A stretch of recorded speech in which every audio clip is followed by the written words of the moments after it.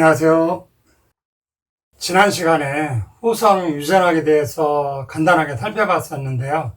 결론적으로 보면 우리가 먹는 음식이나 생각이나 주변 환경 이런 것들이 복합적으로 작용해서 우리의 유전자가 건강해질 수도 있고 건강이 나빠질 수도 있다는 것이죠. 현대인들은 생활의 편리성 때문에 자연적인 음식보다는 가공되거나 첨가되거나 하는 음식들을 많이 먹게 되는데요. 그러다 보니 여러 만성질환들이 많이 늘어나게 되죠.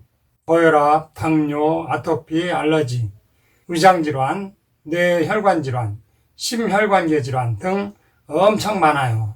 이렇게 갈수록 만성질환이 늘어나는 이유 중에 가장 큰 원인은 먹는 것에서부터 잘못되었다는 거예요. 먹거리 중에서도 기름에 튀겨 먹는 요리법은 세포를 손상시키는 가장 주된 요인이 돼요. 우리가 지금 이 순간에도 숨을 쉬는 이유는 세포에게 산소를 공급하기 위해서인데요. 산소가 5분만 공급이 안 되어도 식물인간이 될 수도 있어요. 우리 몸은 60쪽에 100쪽에 정도의 세포로 되어 있다고 하는데 이 많은 세포들이 쉼 없이 산소를 공급받아야 건강을 유지할 수 있어요. 모든 세포는 세포막으로 둘러싸여 있는데 세포막은 50% 정도가 기름으로 되어 있어요. 그래서 우리가 숨을 쉬면 산소는 세포막을 통과해서 들어가는데 이 세포막이 손상되면 산소가 제대로 들어갈 수 없어요.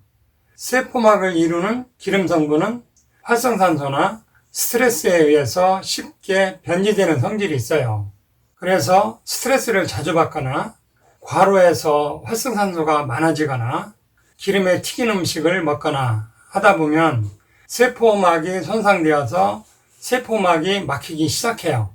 10%, 20% 점점 막히다가 세포막이 35% 막히면 세포는 저산소증에 빠져서 죽거나 살아남으면 암세포로 돌변하게 됩니다. 이 이론은 이미 오래전에 독일의 바르브루크 박사가 증명해서 노벨상을 받았었기 때문에 오늘날에도 진리로 받아들이고 있어요. 결국 세포 건강은 세포막이 깨끗해서 산소가 잘 통과되느냐 되지 않느냐에 달려있는 것이죠. 위장질환 중에서 장상표화생은 세포막이 10%, 20% 막히는 과정에서 생긴다라고 볼 수 있어요. 현대의학에서 장상표화생은 암 전단계 세포라고 하는데요. 세포막이 35% 막히면 세포가 죽거나 암세포로 되는 것이기 때문에 장상표화생 세포는 아직 35%까지 막힌 것은 아니고 10%든 20%든 점점 막혀가는 과정에 있는 세포들이죠. 그렇기 때문에 장상표화생을 호전시키려면 세포막을 깨끗하게 재생시켜야 하는데 현재 병원에서 사용하는 제산제나 위산분비 억제하는 약으로는 세포막을 재생시킬 수 없어요. 그래서 약이 없다고 할 수밖에 없어요. 그러나 천연요법, 영양요법은 세포막을 재생시키는 과정에 집중하기 때문에 완치자가 나오는 것이 가능하죠. 현대의학과 세포교정요법의 가장 큰 차이점은 세포막을 만드는 필수 지방산을 공급하느냐 안 하느냐에 가장 큰 차이점이 있어요. 어떤 것이 더 효율적인 것인가 하는 것은 일반 여러분들이 객관적으로 생각해봐도 금방 알 수 있어요. 세포막이 막혀서 산소 공급이 안 돼서 여러 질병들이 생기고 있는데 제산제나 위산분비 억제한다고 세포막이 뚫리나요? 제산제를 투여하는 것은 아무 상관없는 일을 하는 것이죠. 세포막이 변질되고 산화되어서 산소 공급이 안 되면 세포막 재료가 되는 필수 지방산을 투입해서 세포막이 교정되도록 하는 것이 더 합리적인 접근 방법이 되겠죠. 10%, 20% 막혀가면서 후성 유전자 변형으로 장상표화생이 생긴 것이라 이 잘못된 후성 유전자를 교정해주는 천연물, 식물 영양소를 공급해줘서 해독하고 세포막을 교정하면 잘못된 후성 유전자는 건강한 유전자로 되돌아올 수 있어요.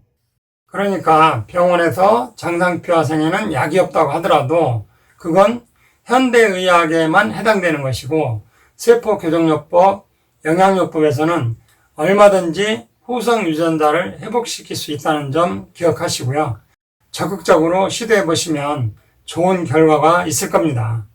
세포막이 몇 프로 정도 변질되고 막혀 있느냐에 따라 개인마다 호전되는 기간은 다양하게 나타납니다. 세포막이 많이 손상된 분은 회복되는 시간이 오래 걸리고 세포막 손상이 적은 분은 회복 시간이 짧아지기도 합니다. 장상피화생은 후성 유전자 교정 측면에서 보면 충분히 정복 가능한 질환입니다. 지금까지 들어주셔서 감사합니다. 이상으로 오늘 천약사의 건강과 약 이야기는 여기서 마치겠습니다. 감사합니다.